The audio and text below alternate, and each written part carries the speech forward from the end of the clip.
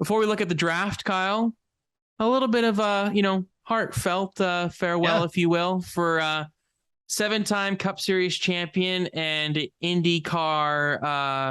I don't even know how to describe him for IndyCar. I mean, specialist on the ovals. Jimmie Johnson. He has announced this week he is retiring from full-time competition throughout all racing.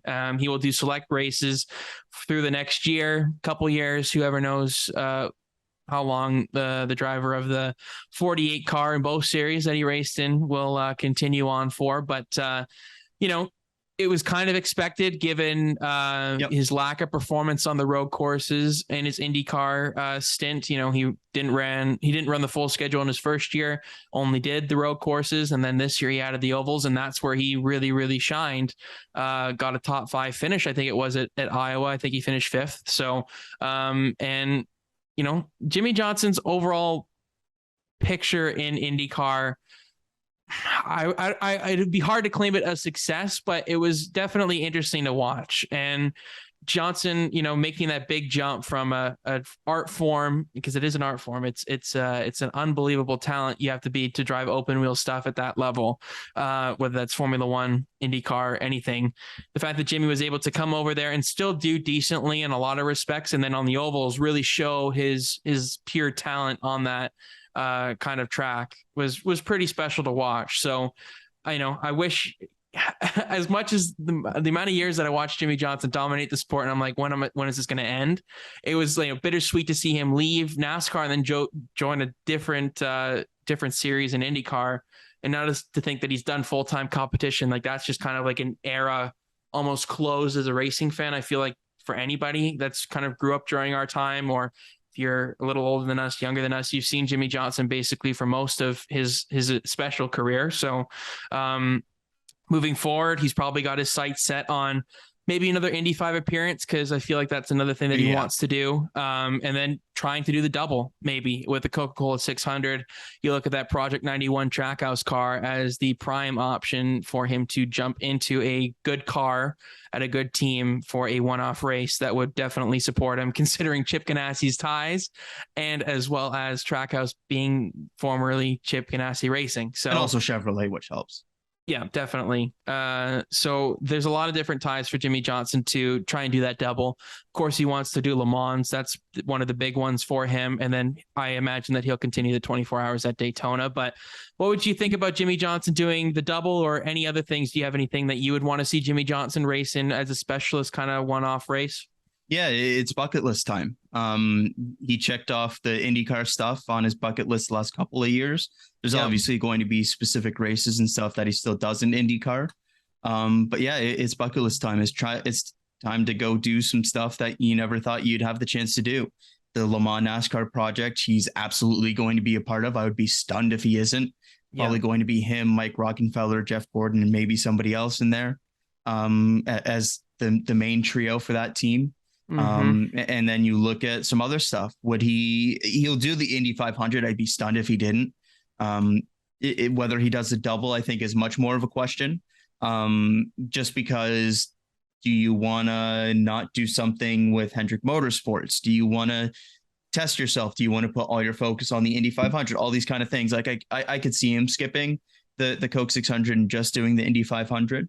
I could also see him doing an Xfinity race with Junior Motorsports at some different track or something like that. I think he'll go back to IndyCar and do Long Beach again, just because that's the home race and stuff like that. If we're getting really out there, I'd love to see him go out and try the Bathurst 1000 with some team and go and really try some different stuff. And do a wild card there. Go back to his roots, maybe do the Baja 1000 or Dakar, or there's a bunch of different stuff that he could do. So it's bucket list time for Jimmie Johnson over the next couple of years before he's really done. But I think the next year we could see him doing some really fun different things. I don't know if he'd ever do the Daytona 500 again, considering everything. I doubt it. I feel like that's why? It doesn't make too much sense. I'd be curious if it's not the Coke 600, what NASCAR race would he feel like you want to do? because I would have pegged 100% Auto Club Speedway because that's the track that he was really good at, and that's his home track and If he does everything. another NASCAR race, I think it would be Chicago Street or the new Auto Club. It breaks my heart to say new Auto Club. I don't like it. I don't like it. You don't like many things that are changed, though. Yeah, that's true. I'm not good with change on that stuff, but especially Auto Club. But Jimmie Johnson is a guy that has got so much talent, probably more than people have in their thumb, behind the wheel of a race car. It's special to watch. And while his IndyCar experience wasn't quite what he was probably expecting or hoping for, I think it kind of was, to be honest. You think so? Really? I think so. Well, he was never a road course ace in NASCAR. He had one road course win there, and it probably should have gone to Marcus Ambrose if I remember the race correctly. Yeah. And so I think he went there wanting to try something out and try to do something that he always wanted to try. He started just doing the road courses just from a pure danger perspective. And I don't think he ever expected it. Maybe it was a bit tougher of a learning curve than he anticipated to an extent, but I don't think he ever expected to be a race win candidate. I don't think he ever expected to be a top 10 candidate. I think he expected to kind of be a guy that was at the back of the pack, take advantage of other people's issues if he could. I think maybe by the end of the second year, he expected to be a bit more competitive on a regular basis. He had a couple solid outings, but nothing that was really strong on true pace. And then I think this year we kind of saw the strengths in his oval racing and his adaptability on ovals and things like that, and all those kind of things. So I think he gets a bad rap for the IndyCar stuff, which I think is completely misplaced, because drivers trying different things outside of their discipline should be supported, welcomed, celebrated like it used to be way back in the day, and not kind of clowned on because somebody is trying something completely different and is at the back of the pack and stuff like that. But yeah, I think it was obviously not quite what he expected in terms of being as competitive, but he had some solid performances on the ovals. He got to check off the Indianapolis 500 if he doesn't go back or if he doesn't qualify or whatever it is. He had a really solid qualifying and everything like that. And we'll see what the next year holds. Like, I don't think Jimmie Johnson ever thought he'd be in line to do Le Mans or anything like that as well. So I'm excited to see what the next year holds. Man, you know how badly I want to see him and Kyle Busch to do the double at the same time. That would be so much fun to watch if they were able to time that out. Kyle going to a McLaren fourth car and then Johnson going to another Chip Ganassi car or something like that. Oh man, that would be something special to watch. But